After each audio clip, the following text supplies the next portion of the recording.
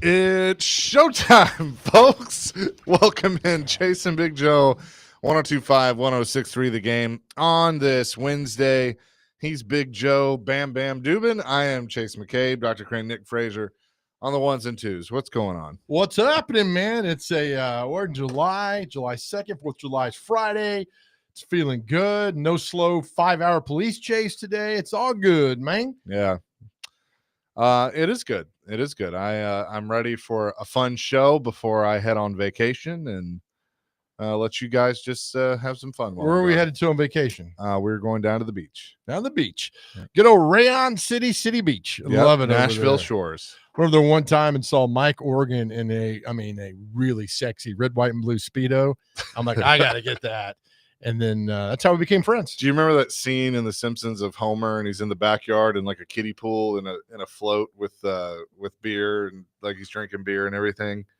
That's Mike Organ.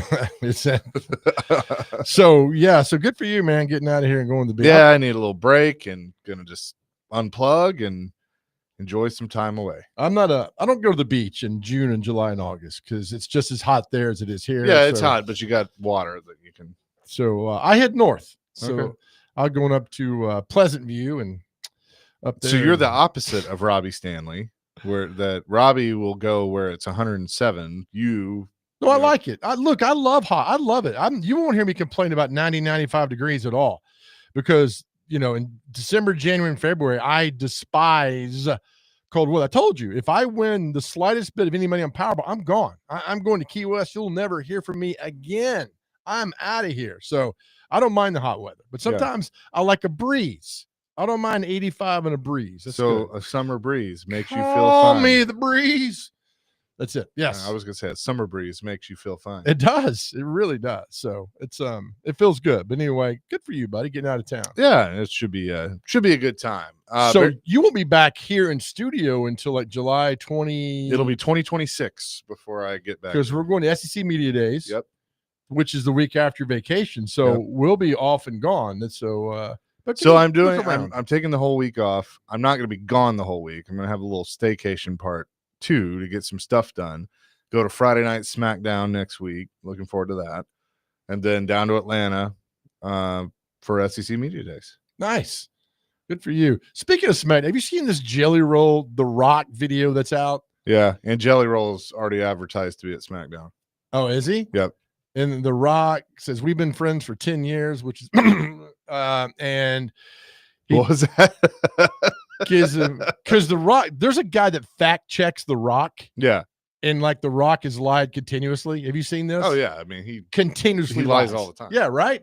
And so he talks about 15 years old, living in Nashville at a hotel on Murfreesboro Road called the Alamo Hotel. It's gone out where the Burger King, it's right across from Channel 2. And he was 15 and he moved in with some man. It's just the most bizarre, unbelievable story. And then Jelly Roll's like, yeah, man, that's great. And it's like, yeah, what's going on? And it's just like, but he does drop our friend Jeff Jarrett's name. The Rock does, which is kind of cool. Yeah, that is cool. Yesterday was the opening day of NHL free agency. The Predators were relatively quiet after making a trade to acquire defenseman Nicholas Hague from Vegas for Jeremy Lauzon and Colton Sissons and a few other pieces there. They did make one signing, and I know Adam Vingan's happy about this, that they signed defenseman Nick Perbix to a 2-year, $5.5 million contract. What's his name? Nick Perbix. That's like, where are you going to go grocery shopping? I'm going to go to Perbix. Not Publix, but Perbix. What a name. So, yeah, I like this move. I think they've gotten much bigger on the defense and are going to be able to, really do some things on the back end. Oh my God! Stop it! Now you're getting me and Dr. Crane going right now. Dr. Crane's just back there nodding his head like, okay, all right. They got bigger up front and bigger on the back end. Sounds like Skillet, Dr. Crane. Yeah, picked him up today. Oh, he's all chopped up and ready to go. He is. I got both of my coolers in the back of my car ready to go. Oh, you're excited, aren't you? I honestly, you're not even wearing glasses today. You're just. I'm not. I got nice and dressed up today. Okay, I like it. You know that he's like, he's dead now, so I guess there's not really much you can do about it. But skillet's going on the skillet, baby. Yeah. It's incredible. So are you planning to cook something this evening? Yes, Okay. absolutely. So Skillet, you're going to do the I'm going to miss the results of the taste test. No, I will video and send it to the both of you. okay. Yeah, but I will not. I don't want to eat Skillet until we all eat together. That's fine. Yeah. I mean, I'm going to have about 60 pounds, 80 pounds worth of meat. So It's a lot of meat. That is a lot of meat. splitting it down the spine with a buddy of mine. So, So you and your buddy both got a lot of meat? yep. All right. Sounds like a fun Friday night in Nashville. Nope. Not at my house. God bless Good Skillet, times. though, man. Good times indeed. But anyway, and then that was really it. And Barry Trotz spoke yesterday. He said they've been a little more quiet this year. He said, quote, "We set out with a couple of goals, and I think we really concentrated on fixing our defense. Now and into the future, we've got some great prospects on the way, but we wanted to get bigger. We wanted to get younger. Then the other thing that we set out to do is allow the opportunity for our young forwards. We got some really good young forwards. It's time for them to play." And he emphasized that it was time for the young guys to play multiple times. And so I think with them, and it wasn't a great free agent market by any means, but with them not really doing much on the front end, you are going to see some of the younger guys get their opportunity this year. Good for them. I'm glad they took the phone away from Barry so he can make any more deals.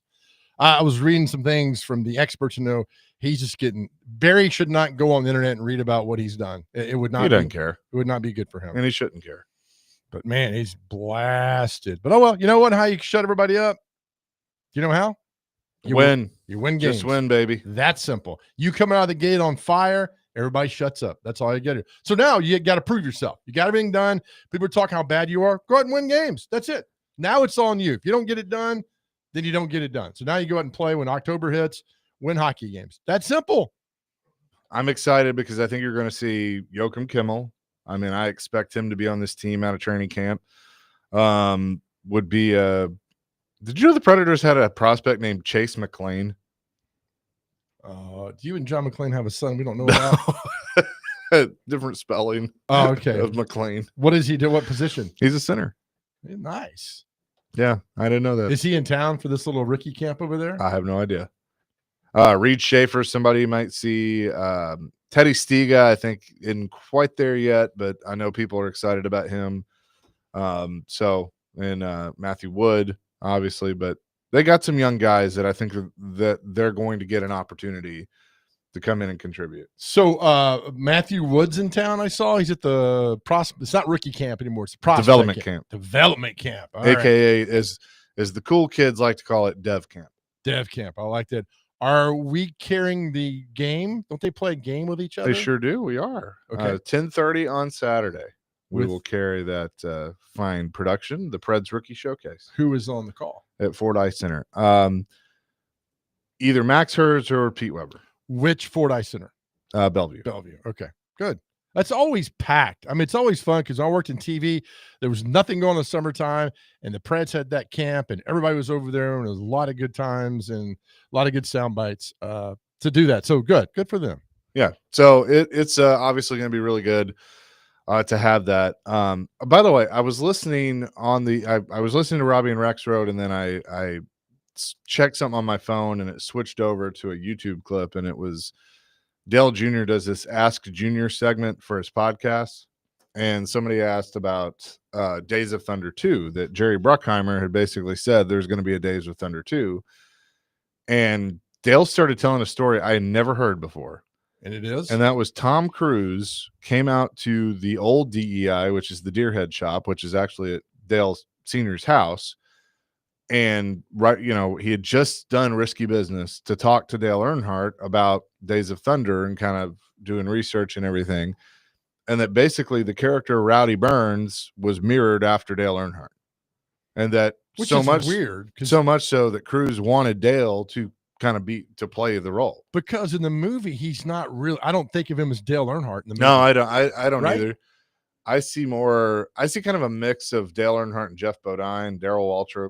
Actually, yeah, kind of a Darryl Waltrip. Yeah. I mean, he ran his mouth, but was not in the same vein as Dale Earnhardt. I don't know, but I love because everybody's still alive. I mean, Robert Duvall's like 96.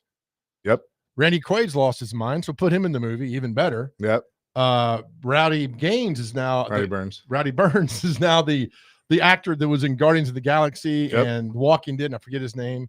Michael Rooker. Michael Rook. Yeah. So all these same players are still, except for Yeah. Fred Dalton Thompson's passed away. Yeah, the only one that, I mean, Dale was like, you got to have the original cast in it, and then have some younger characters. I mean, look, I don't think Nicole Kidman's going to be in it, for obvious reasons. But Oh yeah, right.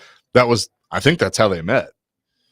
doing That that might have been their movie. first movie because that was February, March It of was 1990. 88, 1990. but it was filmed in the late 80s.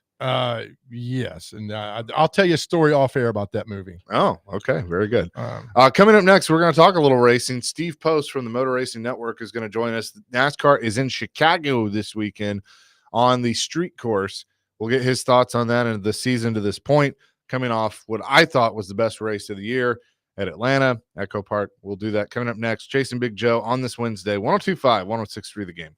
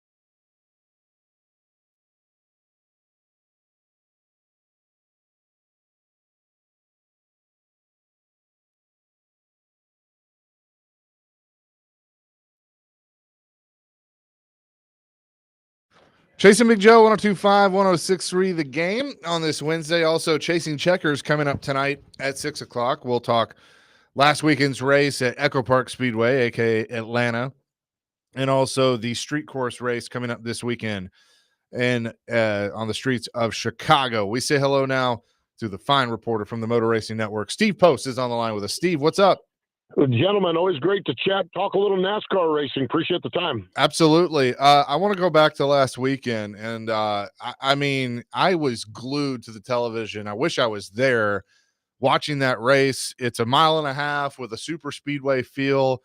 There was a ton of passes, a lot of great racing, a big one, and Chase Elliott ends up getting the win. So sound the siren down at the Dawsonville pool room.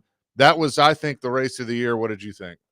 It was awesome. It really, truly was. I understand the big ones and crashing are part of NASCAR racing, and I hate to see that, but it is part of it. But what it set up is just an absolutely amazing, compelling battle at the end. And I think part of the reason it was compelling is it was the cast of characters that were left racing. You had Tyler Reddick, who's been a bit of a struggle. He's up there mixing it up. You have Alex Bowman perpetually on the hot seat, although nothing seems to happen, and everyone says he's got a contract through the end of next year. Alex seems to just always be in that conversation. Brad Keselowski has become beloved because of the misfortune that he's had this year, how good he's been so many times, and here he is mixing it up, and then NASCAR's favorite son, the most popular driver, Chase Elliott, and just battling, mixing it up, passing each other, drafting by each other, just phenomenal racing down the stretch. And when we get done our long national nightmare, 44 events, Chase Elliott picks up the win and formally locks himself into the playoffs, although Chase has had a really, really good season, but it is good to see them get one in the win column. Yeah, and I was going to ask you about him and then the other Chase who won the week before, Chase Briscoe. I feel like those two have been quietly just kind of doing their thing, and now, it obviously took Briscoe some time to get acclimated to Joe Gibbs Racing. I spoke with him when he was here in Nashville, and he said it was just different. Like, it was a different culture and something that he had to really adapt to. Those two, though, I am paying attention to as we get into the summer months and the playoffs. I think those are good two to pay attention to. Let's talk a little Chase Briscoe. Where Chase Briscoe came from, Stewart-Haas Racing, okay? At one time, Stewart-Haas Racing was a team that you could put on par with Joe Gibbs Racing. That was not the case last year. I mean, I love Tony Stewart, Gene Haas. What they did was phenomenal. The bottom line of it is, though, is when you've got crew members sending resumes to other teams all year long because they're all worried about their job, knowing the team is going to shut down. And I think they did a great job by telling people the team is going to shut down.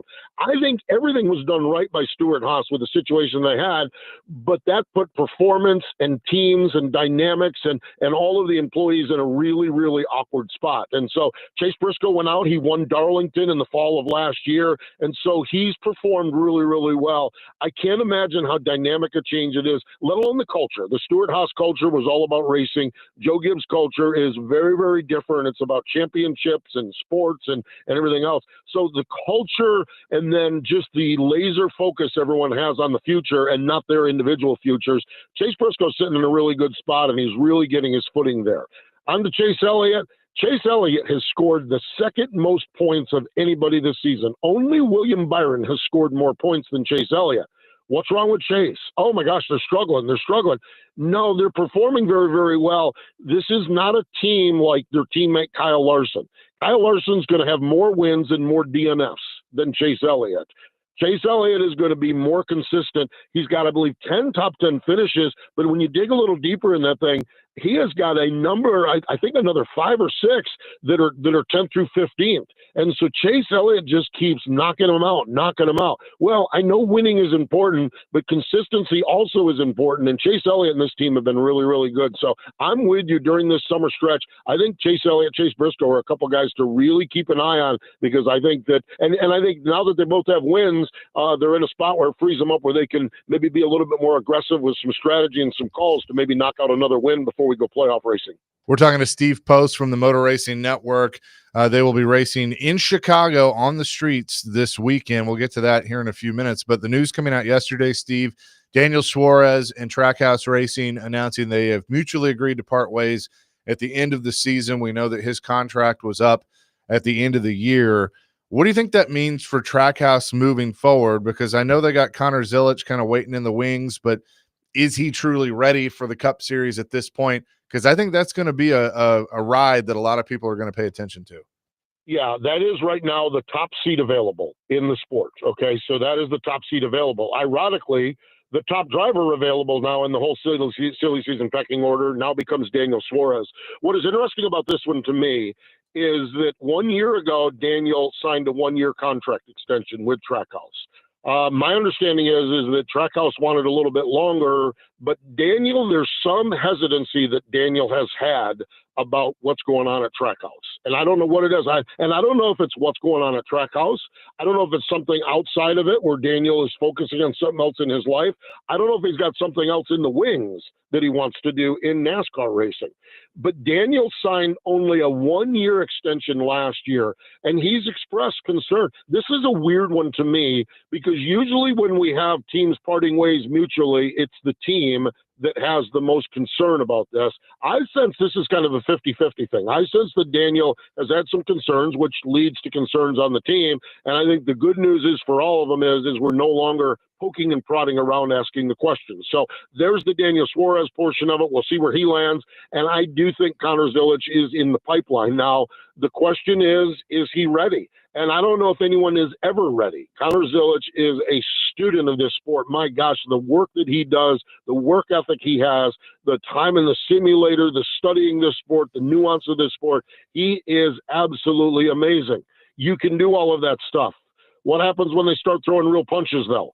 And what happens, you can go and you can run the Daytona 500, but what happens in the third race when you've been bloodied and battered and you got to suit it up and go for another 500 miles? I think that's get interesting, but I'm not sure anyone is ready for it. But I hear that, my understanding is Zilic is kind of in the wings. We've heard all along that the Trackhouse has 4 drivers with Zilic in the present 3 for 3 seats. So I think it makes a lot of sense, but time will tell where this thing happens. The one thing I've learned about silly season is you just never know when a left or right hand turn by somebody is going to happen, and it upsets the whole apple cart. It's sort of like the playoffs. You never know. You kind of have a sense for it, but one little move can just upset everything. And I believe all the big moves are done, but you just never know what's going to happen here in this sport. Steve, the NASCAR hits to Chicago this weekend for the downtown race. I'm not a fan of it, and I wanted to ask you, when you talk to NASCAR purists who've loved this sport for 30, 40 years, what do they think about this race in downtown Chicago? Because, again, I want to see these guys on a track going fast. I'm just not a fan of it. NASCAR purists don't like this move to Chicago. I understand that, okay? NASCAR new fans and the folks up in the Windy City love this race in Chicago. And to me, it boils down to a balancing act. I love where we're at with NASCAR. I kind of love it all, okay? Here's what we've added in NASCAR over the last couple of years. We've added the LA Coliseum. We've added the street race in Chicago. We've added Mexico. Oh, the purists are just losing their minds on that. Okay. Now hold on. We've added Bowman Gray Stadium. We've added North Wilkesboro. And this year we ran Xfinity and trucks in Rockingham. So to me, I think this is a fine line, a balancing act that we have to do. And yes, there are going to be times when you're going to hold your nose and say, man, I don't like that they're going to Chicago.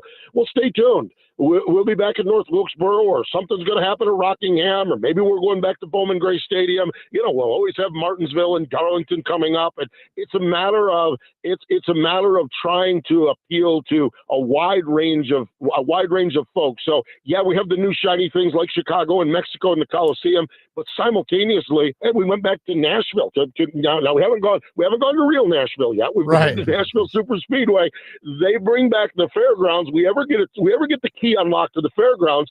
I think the traditional. I think that it's a balancing act, and I can't imagine how tough it is. But I really think they're striking a pretty good balance with a lot of this now. When you lay one over top of the other. All right, so Steve, the Athletic reported June 18th that NASCAR is nearing an agreement to put a street race in San Diego next year. Let me ask you this: because F1 is so popular globally, is this a small way to tap into that? I know it's NASCAR, not F1, different cars, but is this a small way to tap into that world?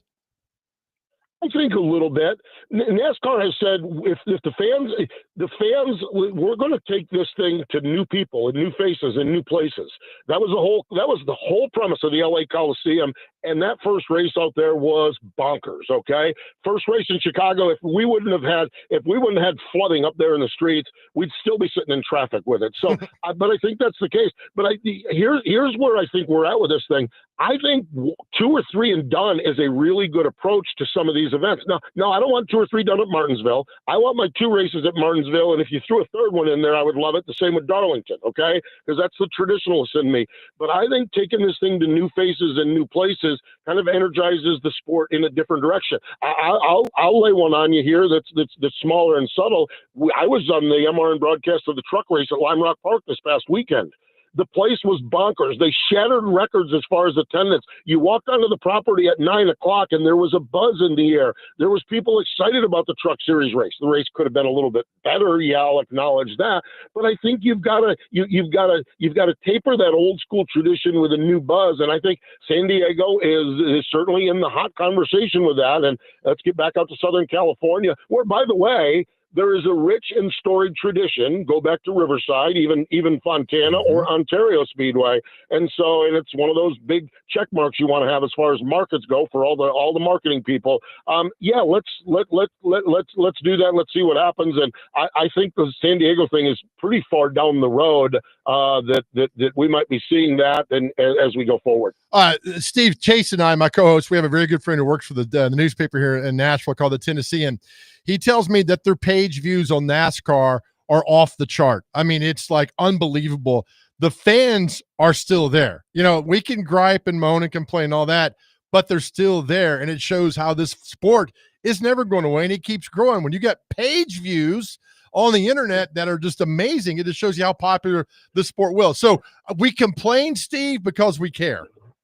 Yeah, no doubt about it. We're sports fans. You know, what is sports talk radio and what is news talk radio? We complain because we care. We're screaming and hollering at each other. So that is the beautiful thing about it. And and here's the thing. We are so trained to look at one of the metrics we always look at is the television ratings. Oh, we live by the television ratings. We die by the television ratings. Well, where does page views factor into this? Where does the guy following along on Instagram follow in with this? Where does the one just watching YouTube clips of it? Where's the one listening to MRN radio? You know, the bottom line of it is that there's so many more ways to consume this sport. And yes, there are a lot of people consuming this sport.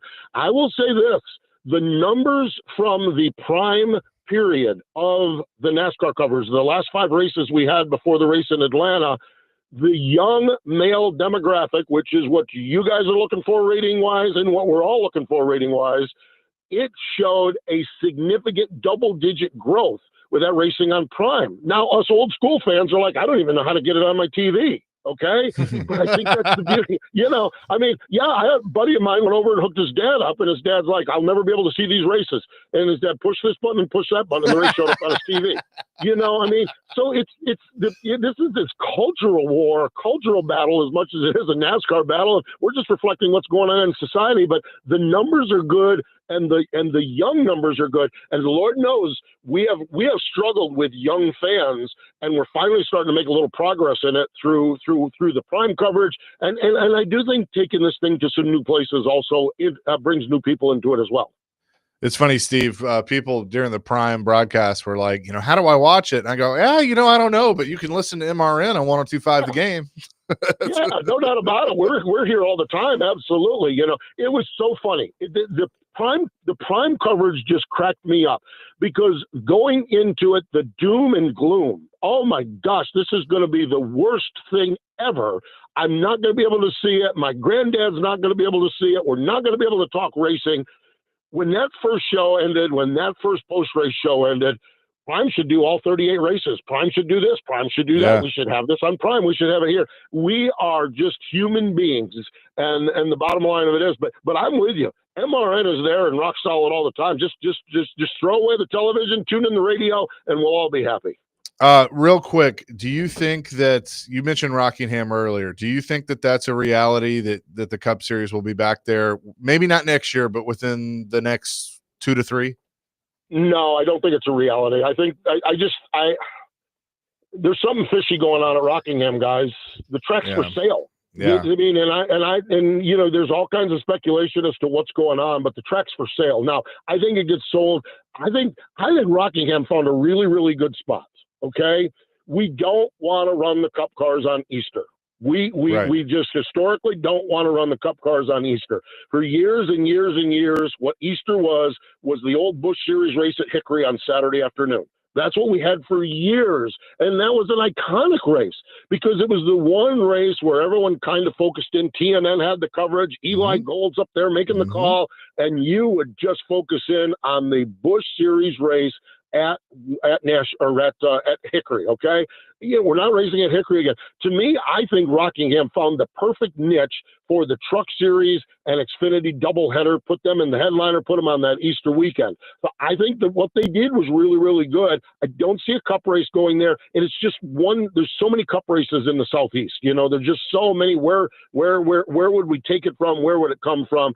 And then a month after the race is over and we're all raving about how good it is, the guy says he wants to sell the racetrack. So I don't know what's going on down there, but I don't know that I see cup racing there anytime soon. Fair enough. Steve, thanks so much for the time today. Always enjoy your coverage and the conversation. We'll be listening on Sunday from your coverage from Chicago.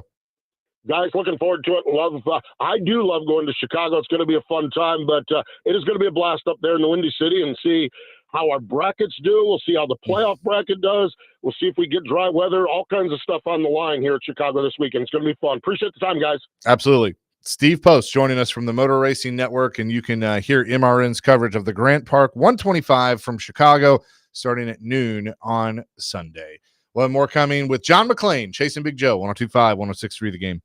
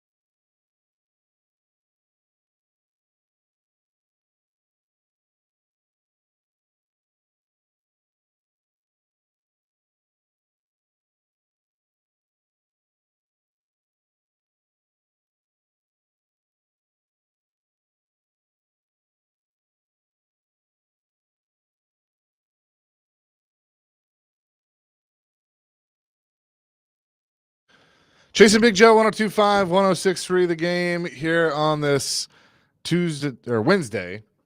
Little Jimmy Buffett.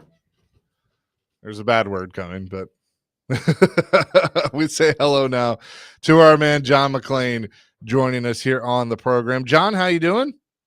I'm doing great, guys. I can't remember if I told you this last week after I went to Mobile to see Robert Brazil and the other baseball greats and the baseball greats from Mobile's 9-foot statues put out. Robert was really good friends with Jimmy Buffett. Oh, wow. They used to fish for hours at a time when Buffett was down there.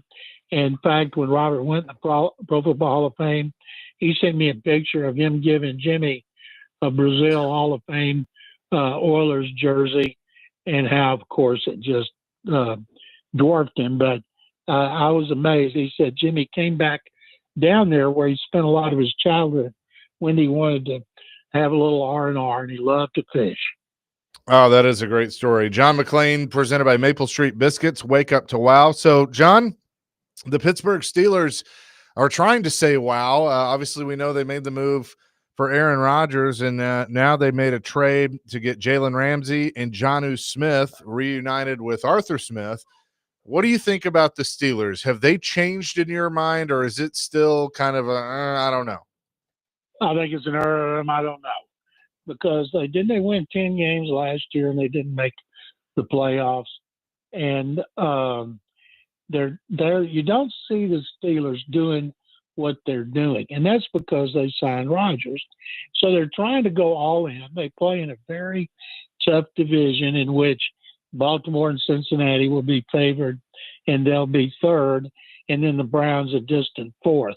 All three can make the playoffs, of course. But it's going to be hard for them to be better than last season. And to me, if you're bringing in Ramsey and you get rid of Minkah Fitzpatrick, you're kind of just shuffling one unhappy guy with another unhappy guy. The key is Jonnu Smith, not what he's going to do with the Steelers. What are the Dolphins going to do without him? He had 88 catches last year. Darren Waller coming out of retirement. He hadn't had a good season since 2020, which happens to be the last good season that Deshaun Watson had. So it's hard for guys to sit out and come back and be good.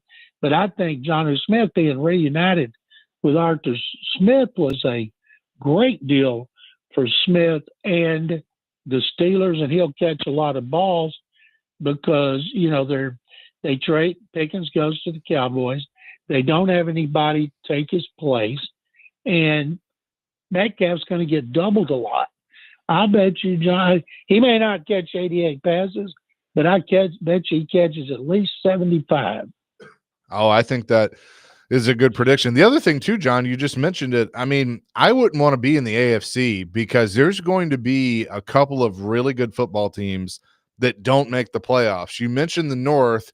The Ravens, the Bengals, the Browns, and then maybe you throw the Steelers into the mix as well, are all going to be in contention. I think not the Browns. Take the Browns out. Sorry. The Bengals are going to be certainly back in it. And then in the West, the Chiefs, obviously, I would pay attention to the Broncos. I would definitely pay attention to the Chargers, and I might even pay attention to the Raiders. It's going to be tough to get a playoff spot in the AFC. It is, and I think the Raiders are a year away. I mean, they play in such a tough division.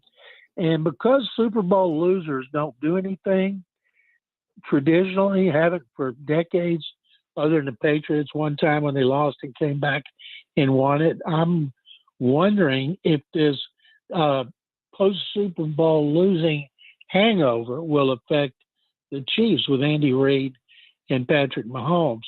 And with all those teams being good, and the best one that didn't make the playoffs last year was Cincinnati, and it wasn't because of their defense, it was because of another slow start.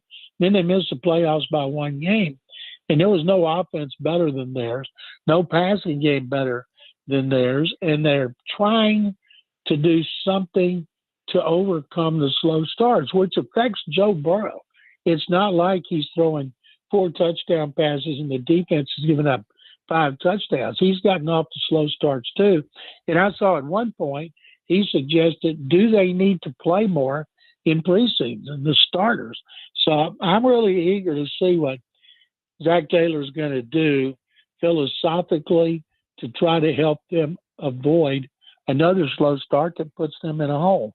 We're talking with John McClain, presented by Maple Street Biscuits. Wake up to wow. We'll have more with John coming up next here on the Chasing Big Joe Show. We're, of course, presented by the Omni Nashville Hotel on 102.5, 106.3 The Game.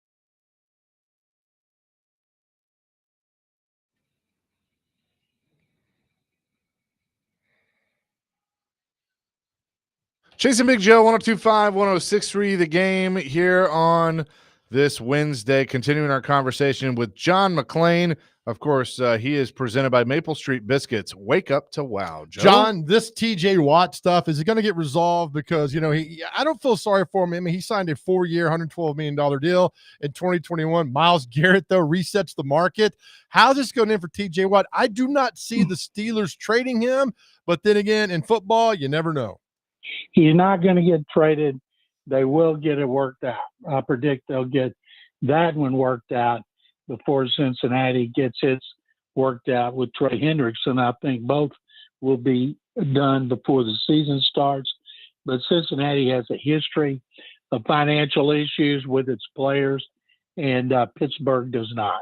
I was reading thing in the 90s, John, the Bengals were in the same division with the Oilers and all that. And I read somewhere in the 90s, the Bengals had 4 scouts for like 4 or 5 years.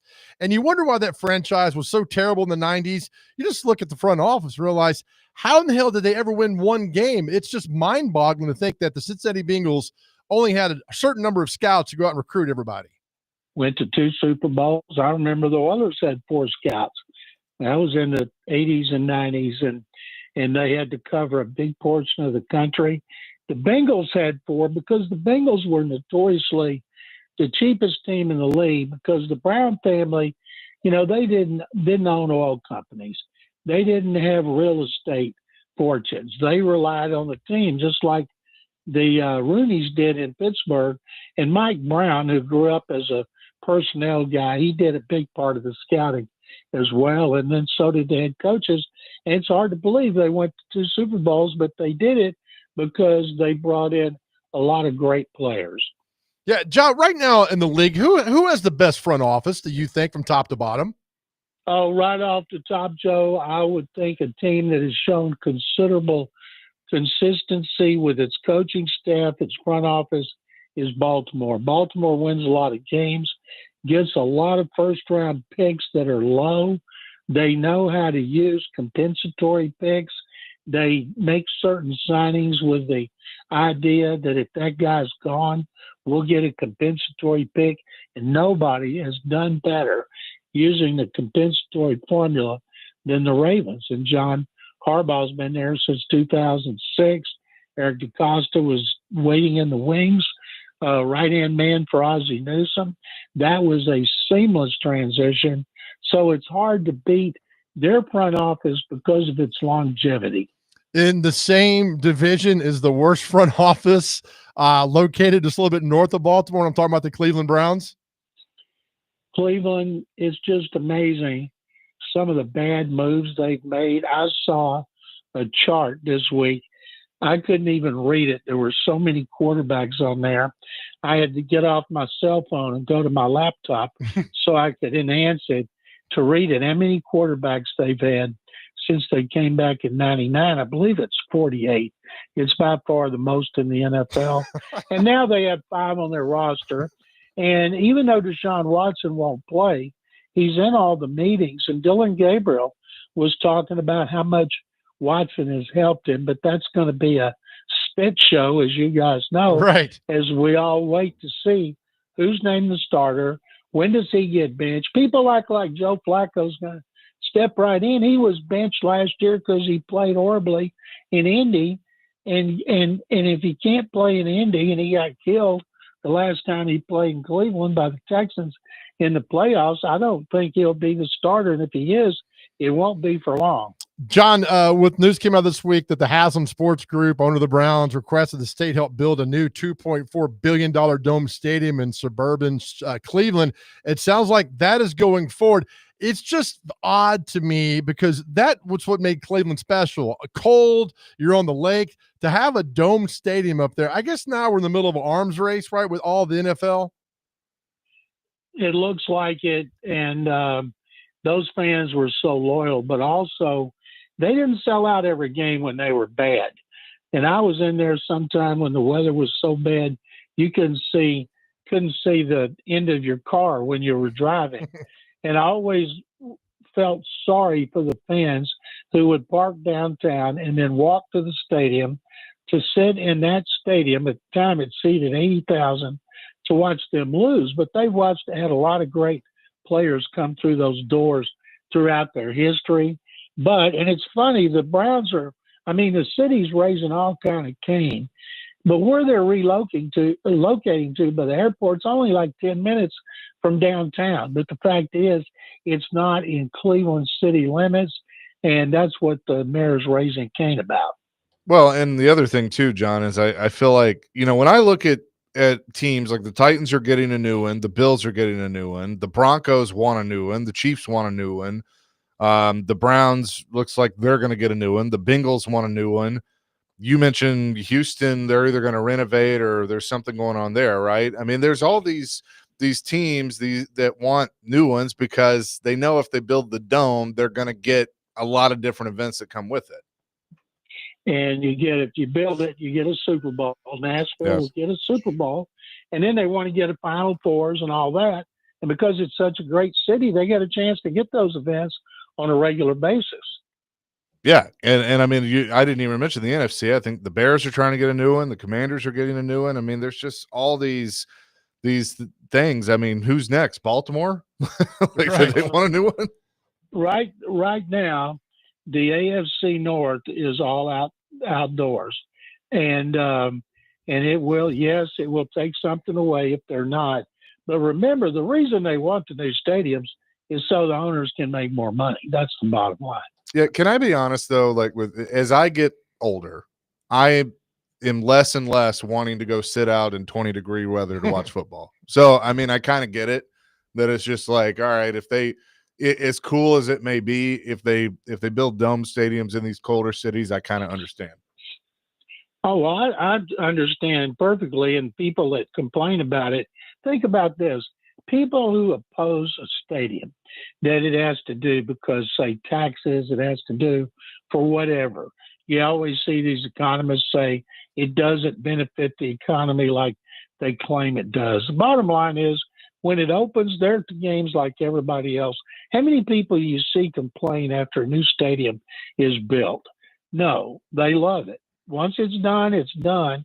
And there's some of these, like Philadelphia wants a new one, and they're using the Super Bowls and Final Fours, and some of them are running into opposition, but they usually get done, and they usually attract events. I think Houston's hosted 2 or 3 Final Fours in NRG Stadium. It's a huge deal, and as more and more of these cities like Nashville build these indoor stadiums, it will help them attract those events as well. John, why was a Super Bowl never played in the Astrodome? I know Super Bowl 8 was played at Rice Stadium down there in Houston, but why was a Super Bowl never played in the Astrodome, considered the 8th wonder of the world? It was too small. The NFL had a rule 70,000 seats forever. They don't have it anymore. They just jacked up the ticket prices. Right. And but back then you had to have 70. And the Astrodome was a terrible surface. They would never have played a Super Bowl there with that surface being as bad as it was. Every team that came here filed a complaint before the game, complaining about the surface, how bad it was because it was used by the rodeo and so many different people, and the fact it was too small. It never was even mentioned for the Super Bowl. Unbelievable. But, the good news was that Houston did end up hosting the greatest Super Bowl of all time, Super Bowl 51. The Patriots come back over Atlanta. So it all ended out pretty well for your city, John. Yeah, we got 2 at NRG, and I don't think we'll get any more unless we build a new stadium because there's so many other places they like to go in the rotation. But I tell you, once that building is done in Nashville and they start bringing in more events, people are going to go crazy because it's going to be so nice. Yep, it's going to be fun for sure. John, have a happy and safe 4th. We appreciate it, and we, of course, will talk to you next week. Chase and Joe, thank you guys very much as always. Absolutely. John McClain joining us here on the program, and, of course, he is presented by Maple Street Biscuit Company. Wake up to wow. Coming up next, are you ready? I got it. All right.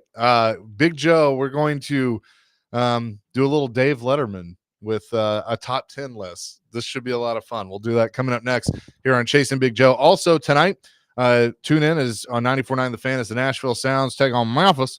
Pregame at 6:20 in the first. Over First Horizon Park. I was down the road from me and Chet Atkins one time. I was sitting on the front porch. That was good. Pregame at 5:50, first pitch at 6:05. Coverage also available on the Game Nashville app and the GameNashville.com. Sounds Baseball on 94.9 The Fan is presented by Twin Peaks and Family Leisure as they take on Memphis. I asked all those games over Greer Stadium sometime. I would sit in the press box with my friend Richard Sturban from the Oak Ridge Boys. And man, Owls was a good time. All right. I will say on that Manning Passing Academy down there. It's Canes raising Canes. Jason Big Joe, 102.5 The Game.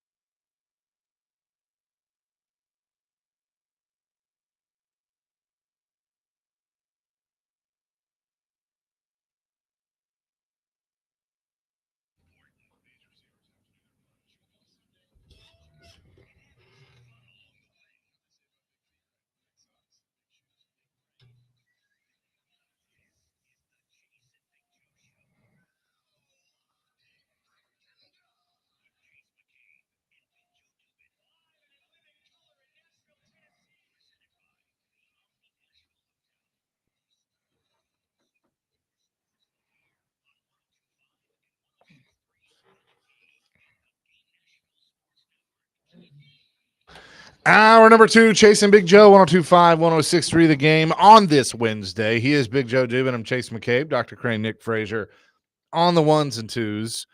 I hope you're having a great start to your day. A lot of people getting ready for the 4th of July weekend. Going to head out of town, be happy, be safe, enjoy some grilling, but celebrate America. Marca. But you won't be here, though. I will be down in Florida celebrating America.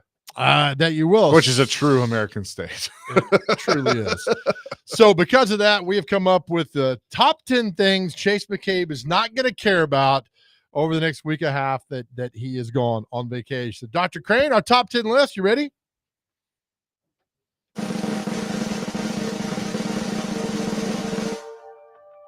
All right. At number Oh, I like this. Oh, there it is. Oh, there we go. That's the old late night theme, too. You're like the that. best, Dr. Crane. I'll do my best Letterman accent if I can, and along with the Paul Schaefer. Dr. Crane is the perfect Paul Schaefer. If we shaved his head and put his glasses on, he would be Paul Schaefer. I'll show you a picture. I actually shaved my head a few years back. Wow. You got the laugh down? Because all you got to do is that's it. All right. Now the top 10 things that Chase McCabe will not care about on vacation. Number 10, when Jake Wallman calls at 6 a.m. on a Saturday that he has hit the self-destruct button at the station. Snooze. Number 10, that Jake Wallman. Number 9, when Adam Vingen texts you 44 times to find out how to get to the remote location. Adam back there. Number 8, when Parker Kelly can't find the on button in Studio A and turns the entire station off. Parker Kelly. Parker Kelly. Number 7, when Lakin asks why a certain commercial hasn't not run when she hasn't checked her email in weeks. Lakin. Number 6, when Stillman texts you 11 times in the 9 a.m. hour asking why you are not talking about sports. Stillman, hot air. Number 5, when Adam Vingen wants to come into the studio during your show to sit on your lap. That's at number 5. Number 5. That Adam Vingen, huh? Vingen. Number 4, when Stillman texts you 14 times in the 10 a.m. hour to ask why you're not talking about sports. Hey, Paul Stillman. Yeah, Stillman. Stillman. All right. Number 3, when the entire sales staff texts you every day between 9 and 11, but doesn't text you at all the rest of the week. Sales staff. Sales staff. Yeah, getting it done. Yeah. Number 2, Dr. Crane, Vingen. Adam Vingen. Number 2, when Vingen texts you why he can't sit on your lap during the show. Look, he's so confused Oh, back there. yeah, Vingen. Vingen. Yeah. And the number one thing that Chase McCabe will not care about on vacation is when Jake Wallman calls you cute. Don't be cute. Oh, thank you, Dave. Well, that's your top 10 list today. So wake the kids, phone the neighbors. I don't know who you were there. Hey, everybody, that's a top 10 list that I came up with a long time ago, and I was I was in the Tonight Show back and way down there. Yeah, that was there's your Leno. That was is pretty right good. in there. Thank you. That was very good. There you go. A lot of Vingen slander in there. I don't know how we feel about that, but that's okay. Well, I mean, look, you gotta have a soft. You gotta let it go, bounce off your chest. Yeah, That's there what you say go. That's there. what you're trying to say. Yeah. But, Don't make me do it, Joe. What's that? Don't make me do it. Oh, that's what she said. Oh yeah, that was good. You like to? You've learned. I'm very proud of you. You guys have your comedy, your sense of humor is, I guess, floated into this area. That's It good. should have. You got to do the, with Dave, like when he's standing there on the stage, kind of do the, the hands in the pockets and the hee and kind of the weird, wild stuff. My favorite Letterman thing that he ever did, and look, before he got political in the last 10 years of his show and became awful, the day he jumped and he had a corduroy suit, and he jumped off a trampoline onto a wall and he stuck to a wall. What do you call that? Velcro. He had a Velcro suit on. Velcro, yeah. He Velcroed himself. And it just made me laugh. And the number two, he did a show one time in an airport lobby. And his guest was it was Letterman and Paul Schaefer with a keyboard and Pat Sajak. And it was awful, but it was so Was that funny. late night? Yeah, that was with NBC. Yeah. The CBS, the NBC part of Letterman was, but it's funny. See, I think CBS was funny, but that's also what I remember. I was too young for late night. His Netflix show is fantastic. Yeah. It's him. It's no political garbage, which he got into. It's just Well, really he did good. interview Obama, but that's fine. But it was a good interview. But it wasn't, Trump's awful. You're the best. Blah blah blah. It was like the late night TV show is and all that. I don't watch any of the late night nonsense anymore. But it was good. My favorite Letterman joke, real quick. He said they were doing a show in Vegas, and he said, "Hey, I'm out here in Vegas. I'm in front of a casino." And a guy walks up and says, "Hey, man, can I borrow $10,000?" And Letterman's like, $10,000? Guy's like, "I need $10,000. My wife needs a kidney transplant." He goes, "All right, let me get this together. I'm sitting outside a casino. You need $10,000, and your wife needs a kidney transplant." He's like, "Yeah, I need $10,000." And Letterman says, "What are the odds that I give you $10,000 that you don't walk back in this casino and start spending money?" And the guy says, "Oh, I got gambling money." It's just a very simple, to the point joke. He made me laugh. was so, and Carson wrote a lot of his jokes later on, but the top 10 was always my favorite. Oh, it's great. It was when they came to town. I worked with the crew for 4 days and did the Nashville show, and the head writer Eric Stengel. We're still good friends.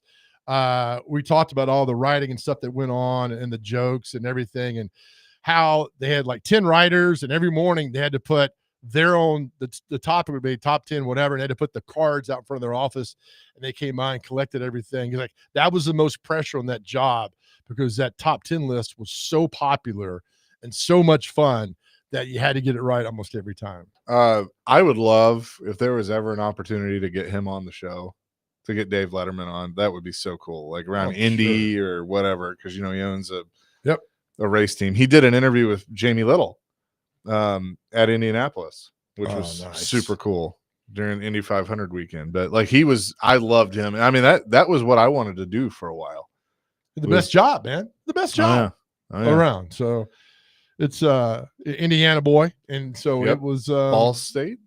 Yeah, it was Ball State. Yeah. He got fired from his TV job because a tropical storm got upgraded to a hurricane. He's like, "Congratulations to William, who got upgraded to a hurricane today." And bosses did not like that, and they fired him. Then he moved to Los Angeles, and the rest is history. Started doing comedy, and that's why I met him a long time ago on the working for Johnny, and then late night. Should have gotten the job. Think he should have. I think one of the funniest thing when he debuted the Late Show on CBS, the first episode, he's like, NBC owns a lot of our intellectual property, so we can't use the names that we use on the old show, and so they like changed them all, and Tom Brokaw walks out, which was huge because he was still employed by NBC. Brokaw walks out and basically is like, I'm watching you. Like, you can't use this. Didn't stuff. He take something from him? Yeah, he took it. Yeah, he's like, this is ours. Yeah, took it away from him. I mean, to me, like Larry Bud Melman. Oh yeah, was the absolute best. And then they couldn't take Larry Bud Melman with them to CBS. He was Calvin DeForest, and then he died a couple years later. But I'm telling you, man, we all in college. I mean, Letterman was key for us. Came on at 11:30 at night, and it was just amazing to watch all that. And that's all gone now, man. Now it's just so political, and everybody gets offended, and that's why I like Jay Leno. Jay Leno was in town back in April. Went and saw him. Funny, man. He told jokes on both sides of the aisle. Everybody laughed, and nobody got offended. Are he and Letterman good now? Do they ever make up? I don't think so. Watch that HBO special, Late Night. It's Yeah. really good. Rich Little did Johnny Carson, and Johnny Carson told Rich Little, if you do this, you'll never come on the show again. And Rich Little's like, well, I haven't been on in about 5 years, so I'm not really missing anything. So Rich Little did Johnny Carson. It's a great, great show. And it all started here in Nashville because Ken Cragen was Trisha Yearwood's manager, and Leno's manager said, if you go on Letterman, you don't come on our show, and put an ultimatum down. So Trisha Yearwood goes on Letterman, goes on Leno, and started this whole big fireball. So it all started here in Nashville with Trisha Yearwood. Stillman just texted me that we're not talking sports. Right. That's 13 times. Chase, can I come in and sit on your lap during the 10:30 hour? Adam Vingen. Vingen. Hey, Paul, you like that Vingen? Yeah. I tell you what, let's do this. Let's test the knowledge of the audience when we're talking about Late Night. Paul Schaefer and the CBS Orchestra was the name of the band when they were on CBS and The Late Show. What was the original name of the band on NBC and the Late Night program? If you get it right, you tell Dr. Crane, you'll win a pair of tickets to see Volbeat and Hailstorm at First Bank Amphitheater on Thursday, August 2nd, 615-737-1025. What was the name of Paul Schaefer's band on the Late Night program on NBC? Good luck with that. We'll come back with more. You're Chasing Big Joe, 102.5, 106.3 The Game.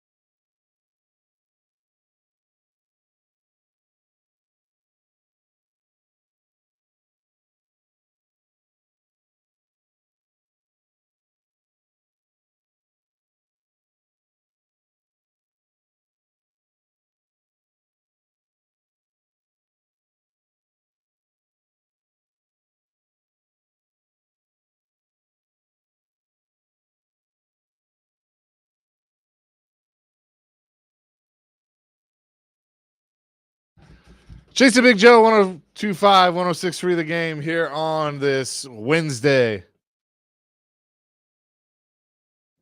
He's Big Joe. I'm Chase McCabe. Not Dr. Crane behind the glass. We had a winner. The world's most dangerous band. I totally forgot about that. Yep.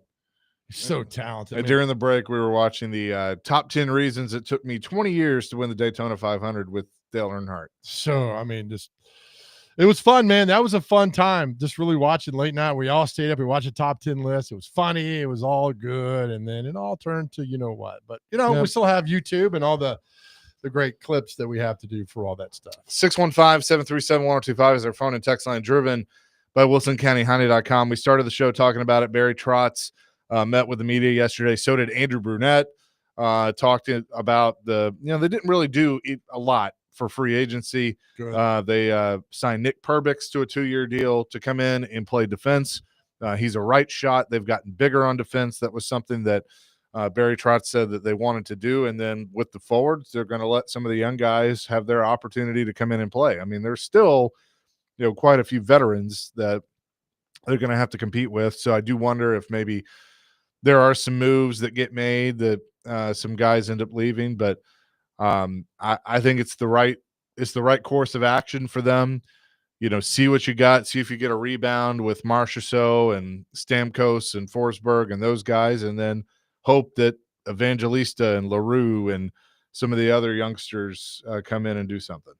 Well, I'm good. Just put the phone down, Barry, go on vacation, figure it out, and then come back, run it back with your certain guys, and then let's have fun. I'm just ready to go down to Bridgestone and have fun, drink some beer, and yell at the opposing team. That's all I know. Do you yell at the officials? I do not.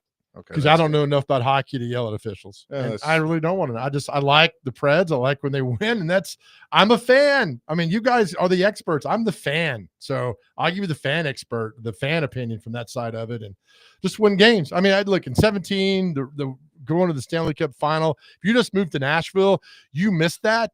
And that was amazing for somebody that grew up here and never thought that would happen. It was unbelievable, and hopefully the Titans can get something done and go to the Super Bowl again. But I think it's going to be a long time for that happens. Yeah, no. And look, I mean, I think right now it's fair to say that both teams are a long way off. And, Barry talked about it before the draft of, I asked the question that, do you eventually have to pick a lane? Right now you're kind of trying to do both at one time, stay competitive and also build for the future. And I on paper do like what they're doing to build for the future. But to stay competitive, are you Stanley Cup competitive, or are you just maybe get into the race and see what happens competitive? Because right now I think that's more where they are than they are Stanley Cup competitive. I don't like the argument, they don't need to make the playoffs, get high draft picks, and blah. The fact when you put in your mind of they shouldn't make the playoffs and get a high draft choice, it's insanity to me. The fact that you don't want to make the playoffs every year, I don't understand that line of thinking. That is a loser, but that's going to get worse mentality. It's going to get worse this year. If they start off 0-5 like they did last year, you are going to hear a large contingent of the fan base saying, tank, be terrible, because the kid that is predicted to be the number 1 overall pick is, I think, Cale Makar's cousin, and he's supposedly a game-changing player.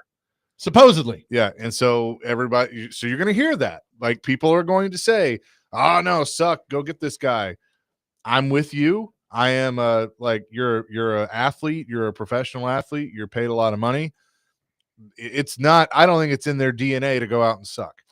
No. And obviously you guys knew Floyd a lot better than I did. The one time I interviewed Floyd, we were at the combine talking about the draft choices. And he said the worst word in the world for any sport is potential. Yep. Is potential. So potential gets more coaches and GMs fired than anything. Well, that guy's gonna be number 1. That guy has the potential. He's like, no, man. I was like, you're right. So but the fact that you tell a team to tank, you're an absolute idiot. You're an absolute loser idiot if you want your team to tank. I think one thing I want to see is, we talked a little bit about this yesterday. Brady Martin, who they drafted 5th overall at center, they could play him for 9 games, see what he has, and then make the decision. Is he with the team or is he going back to juniors? I think he starts the year as the second line center. I heard Jared say it yesterday. I agree with that. I think they're going to give him every opportunity to make this club and to play out of camp. Now, whether he's ready to do that or not, that we'll find out. But everything Barry Trotz has said about him is he's got that compete level that he's going to come in and try and take somebody's job.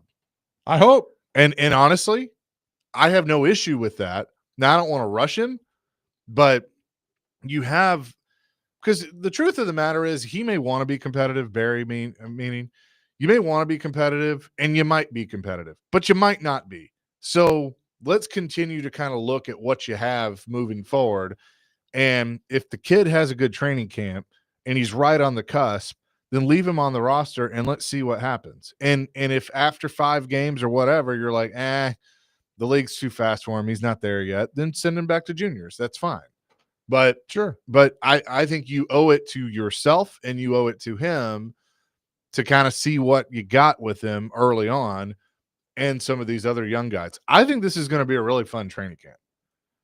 If you're into watching the prospects and seeing who they have that can help this team right now, you're going to enjoy going to, Fort Ice or wherever they're going to have the training camp and watching these guys play. Because they're going to be hungry. You're going to have some you're going to have some pissed off veterans that are wanting to prove something. So, I mean, the conditions to me are right for this team to have a bounce back. They just have to do it. And on the coaching side of things, Burnett talked about some systematic things that they're working on. He's going to have to change some of his style. He's going to have to adapt as a coach. Now, the good news is, I heard Robbie mention this morning, and I agree with this.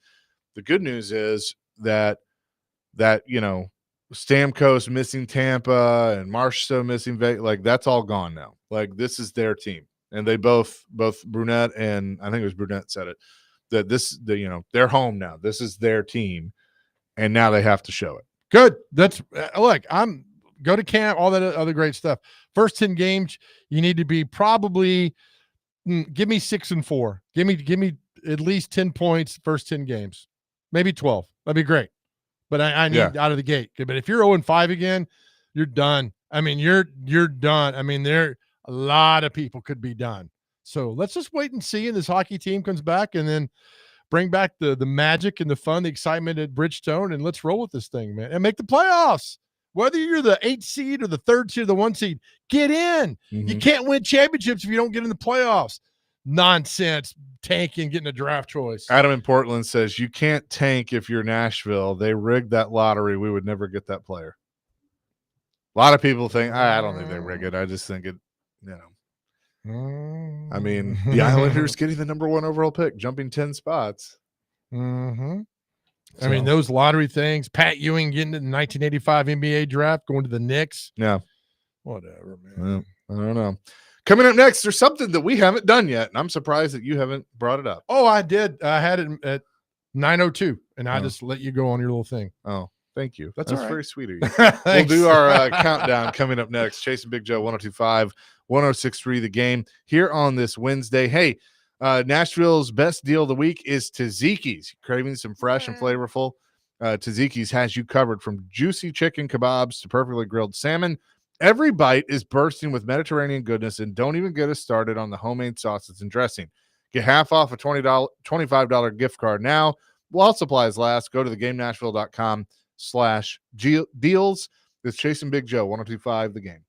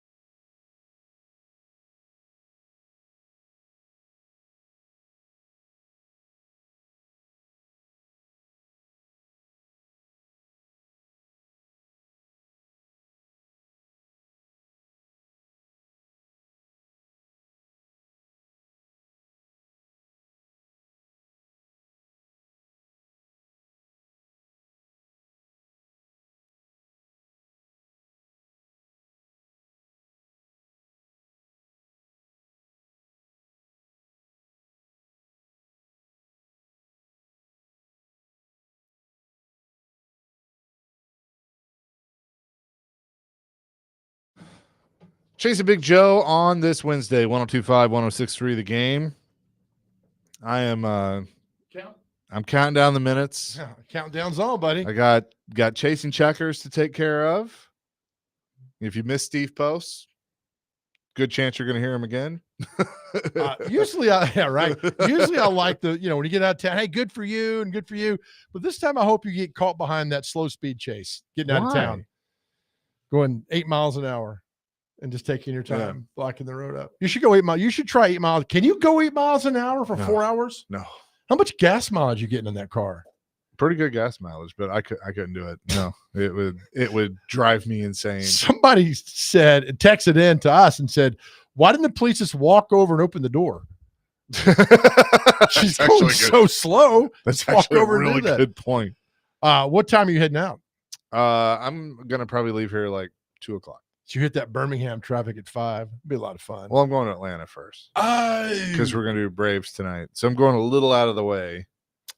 Who's this we, sucker? Some friends. Some friends. Group of friends. You and Phil. Those aren't pillows. Phil will be one of those friends. Oh, nice. And all right. Are you ready? Yeah, hit it.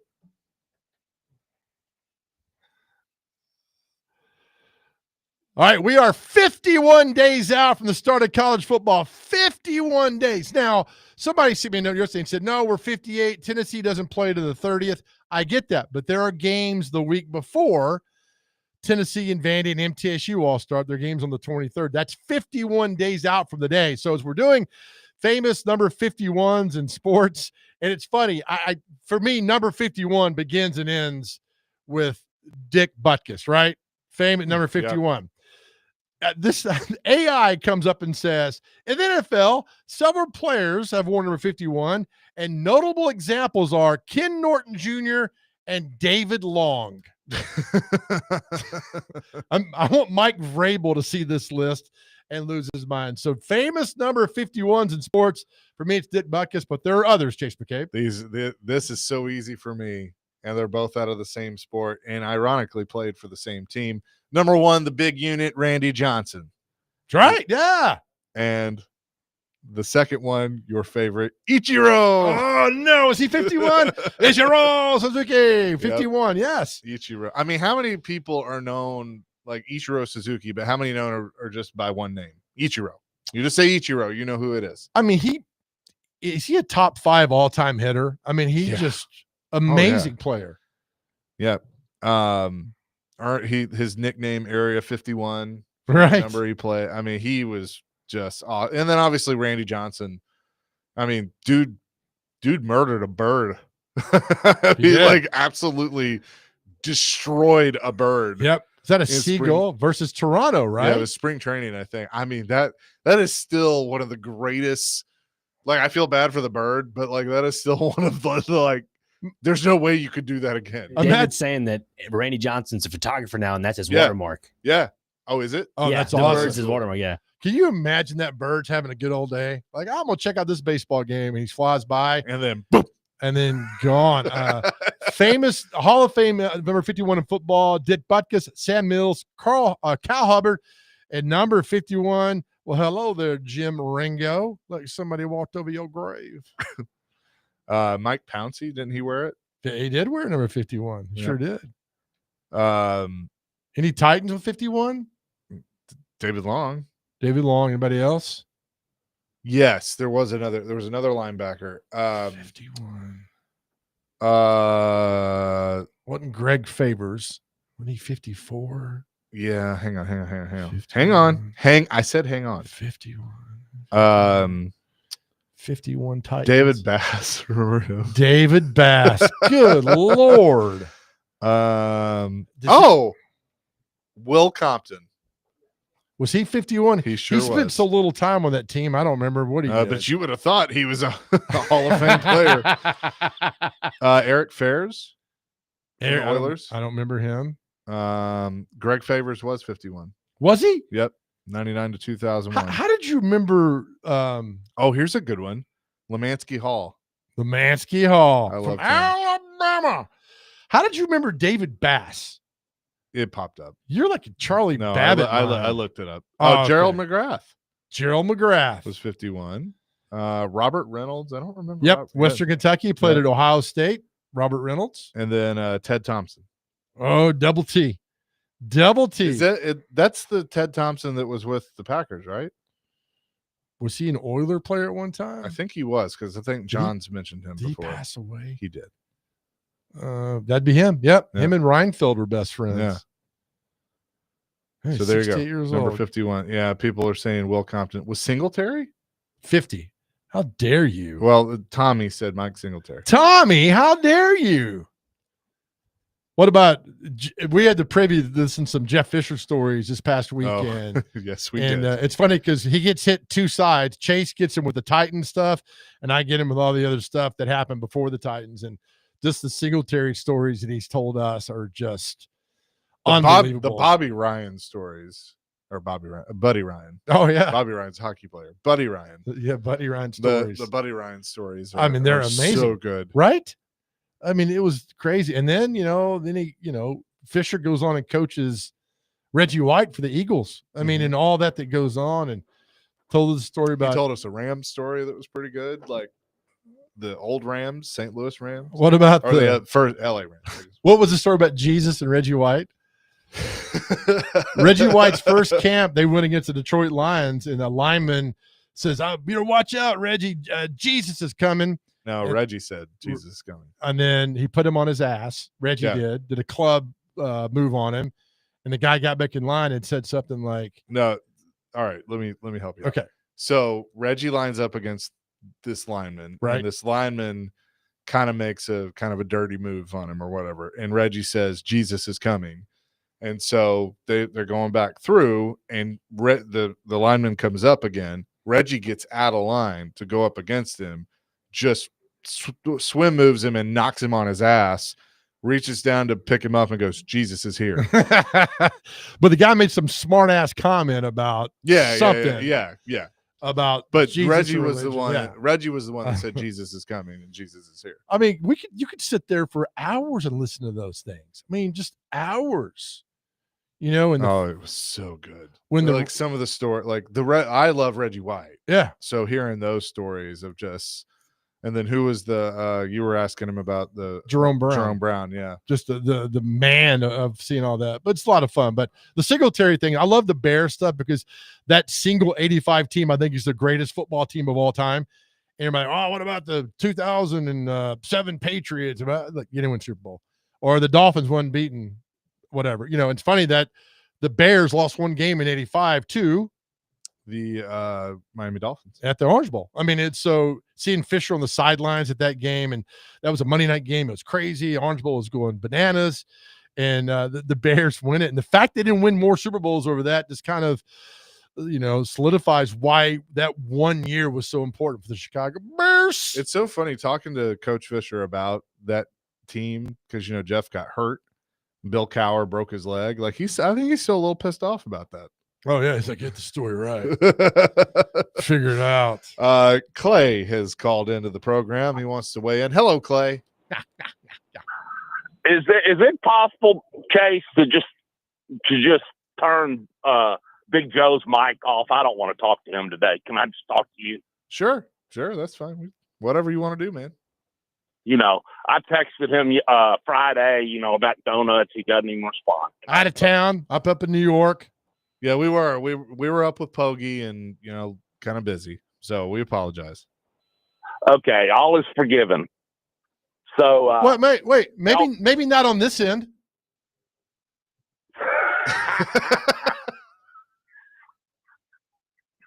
Joe. Anyway, were y'all talking famous number 51? We were. What you got? Did Butkus? Have y'all already? I'm sure y'all have already said that. He said that. Yes. That's a good one. By the way, Joe, I have a good trivia question for you. See if you can answer it. Bring it. Can you name the Titans head coaches in order since they came to Nashville? Yes. Jeff Fisher, Mike Munchak, Ken Wisenhunt, Mike Malarkey, Mike Vrabel, and Brian Callahan. There you go. I didn't think you'd be able to do that. That was only my job for 25 years, but that's good though. But thanks. I was surprised by this. A friend of mine told me this. The Titans, back in the day, when we say that now, I mean, like I'm talking early, when they were, when it was Adelphia Coliseum, stuff like that, back when they were really good, all those guys. Did y'all know that as far as wins, since the Titans came to town, they're like 14th or 15th in the NFL, and people probably wouldn't realize that simply because of, if you want to call them the glory days. It hadn't been good lately, but back then it was good. So they're like middle of the pack as far as wins since they came to town. That kind of surprised me. And no Super Bowls. And no Super Bowls. No Super Bowl. Thanks, Clay. We got to run. See you, boys. See ya. Always appreciate Clay. By the way, I should have mentioned this. Famous number 51s. We started the show talking about the character. Rowdy Burns drove the number 51 in Days of Thunder. Are you serious? He sure did. Isn't it weird how it all comes around? And Kyle Busch has driven it in the Truck Series, that's where the nickname Rowdy Busch came from, because a lot of people felt that Kyle Busch was a lot like Rowdy Burns. Holy cow, man. So there you go. All comes full circle. It sure does. Coming up next, we'll tell you what day it is and celebrity birthdays, and I'll wrap things up for a week and a half. Chasing Big Joe, 102.5, 106.3 The Game.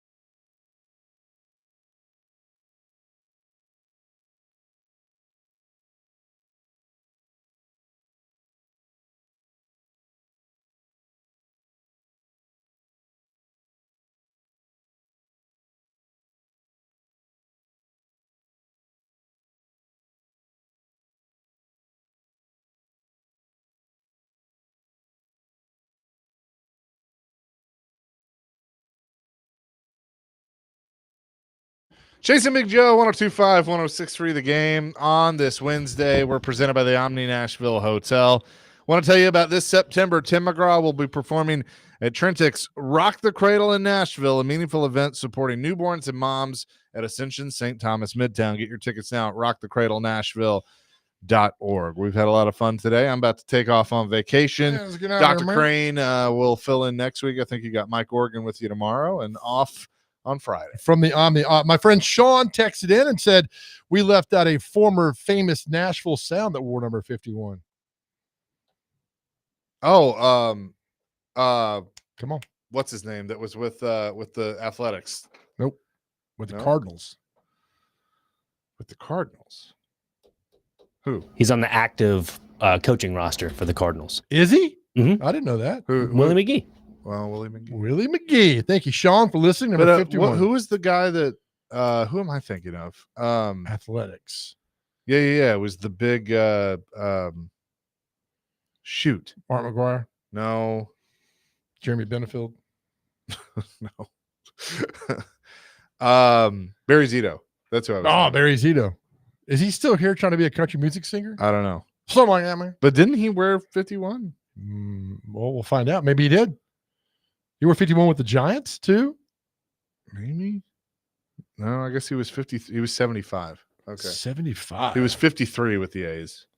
Okay. All right. Yeah, that's what it was. You tried. Anyway, I did. Coming up next. With that, let's see. I'm almost there. Just a few more minutes. You got it, buddy. What day is it? And celebrity birthdays. It's brought to you by Jarrett Companies, Inc. Jarrett Fire Division covers all of your business's fire safety needs. Just go to jarrettfire.com. Above and beyond industry standards. All right, short list today. Freedom from Fear of Speaking Day is today. I Forgot Day. That's typically a lot of people from time to time. Huh? Exactly. That was good. Got it. Made in the USA Day is today. Special. Damn right. Indeed. America. Red, white, and blue. Special Recreation for the Disabled Day. World Sports Journalist Day. Shout out to you guys. World Adam Vingan. Yeah, Adam Vingan. World UFO Day is Vingan. today. Area 51. 51. What? There you go. No. Yeah. Today's Area 51 day? No, I'm just saying World UFO Day. Area 51, okay. making the Over connection. And to wrap it up, we have National Anisette Day, which is like you ever heard of anise cookies? You ever heard of those? The Italian cookies? No. Never. They taste like licorice. It's pretty good. Licorice cookies. Anisette has a flavoring of licorice. Like I'll it resembles pass. it. It's I'll very, pass on very good. I bet it is. Okay. I'll trust you on that one. Can I read Wes and Hermitage real quick? Wes, I love you. We were talking about 51s. I think he thought we meant age 51. Captain D's and Viagra will be all they would need, my friend. What a weird question. Disregard. I heard the question wrong. Number 51, not age 51. Got it. Good Lord. Captain D's cures ED? Is that what he's saying? I guess. All right, Wes. You need to get your own podcast. You have one subscriber, David James. All right. Time for celebrity birthdays. Strays everywhere. Right. I got to get these birthdays within 2 years on opposite side of the actual birthday. Our first birthday, comedian, the very funny, the very rich, Larry David. Oh. I'm going to say Larry David is 70. 66. 78. Wow. She lives here in Nashville. Singer Michelle Branch. 58. 50. 42. A show that, Chase, you probably watched growing up. An actress was in it. Ashley Tisdale. 44. 39. 40. Dr. Crane's on the board. She had that show where the two brothers lived in the hotel. Zach was the brother. Zach and Cody? Zach and Cody. That one? Didn't they live in a hotel or something like that? I never watched that. Sure you didn't. You just knew the name of the show immediately. Actress. Oh my gosh, she's beautiful. Lindsay Lohan. Lindsay Lohan. Good Lord. 39. 37. 39 exactly. My goodness. Margot Robbie. Is how you say it? Barbie? Margot Robbie? Yeah. She She's what? She's a blonde. She's blonde. She's real nice, Clark. Real nice. Can't see the line, Russ. Oh man. No line. Look, Russ, no lines. Oh my God. What was the question? Margot Robbie is 33. 36. 35. Dr. Crane's closer. Tied at 2. Got some good birthdays coming on the stretch here. Let's see who else is. Margot Robbie, like Robbie Stanley. Fun facts. I'm not going to read those because anyway. Oh yeah, Quincy's right-hand man on the TV show Quincy's still alive. Robert Ito. How old is Robert Ito? 91. 88. 94. You're so close. Actress Polly Holiday. She played Flo on Alice. 78. 70. 88. Man, Mick Jagger's ex-wife, model actor Jerry Hall. 76. 70. 69. Nice. Dr. Crane's up 3-2. Look at you. Yeah. Just look at you. On the day that Chase go on vacation. All right, Chase, get this one. Bret the Hitman Hart. The excellence of execution. Hang on. 68. 70. 68 exactly. Chaser's up now. I am the best there is, the best there was, and the best that there ever will be. You should get this one too, Chase. Ice skater. Now he's commentator Johnny Weir. 58. 64. 41. Don't act like you don't know him. Joe Thornton. Jumbo Joe. 45. 43. 46. Chaser's up 5-3. Sean Casey. The mayor.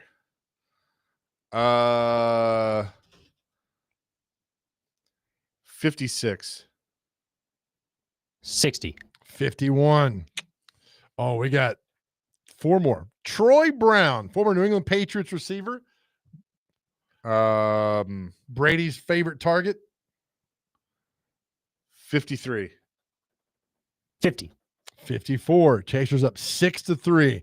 We got 3 really good birthdays down the stretch. How old is Jose Canseco?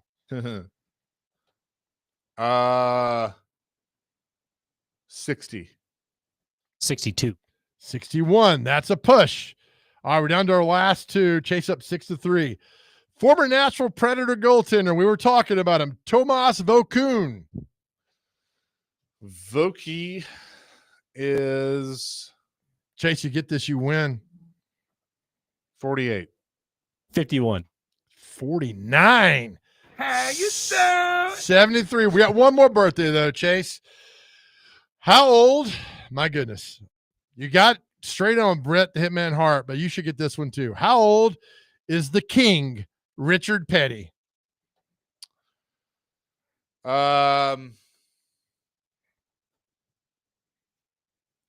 82. One of the dirty strivers, right, Joe? Oh, my gosh. That's a story for the day. I told 84. Chase that. He's 88 years old. Oh, wow. We brought up one day Richard Petty, and Dr. Crane had no idea Richard Petty was. Like, I just heard he's always been a dirty driver. No, Joe. All right, another story for another day. We'll explain. Yeah. It's like Richard Petty. There you go. Nicest guy ever, man. I have met him. That is going to do it for us today. I am off for the next week and a half. Hold it down. Have fun. Be safe. And Joe? Yes, as always, our message to the guys out there, look, we talk all the time. If you're going through something, please reach out, talk to somebody on your cell phone. You could call or text 988. Somebody's always there to talk to you. We're always here to talk to you. And always we tell you, your journey, sometimes it's rough, sometimes it's rocky, but it's your journey and it gets better. I promise you, your journey gets better and our world is a better place because you are here. I'm telling you, you being here makes our world a better place. Know that we love you. More importantly, more than anything else on this planet, God loves you. Amen to that. Peace, love, rock and roll. Happy 4th. DVD.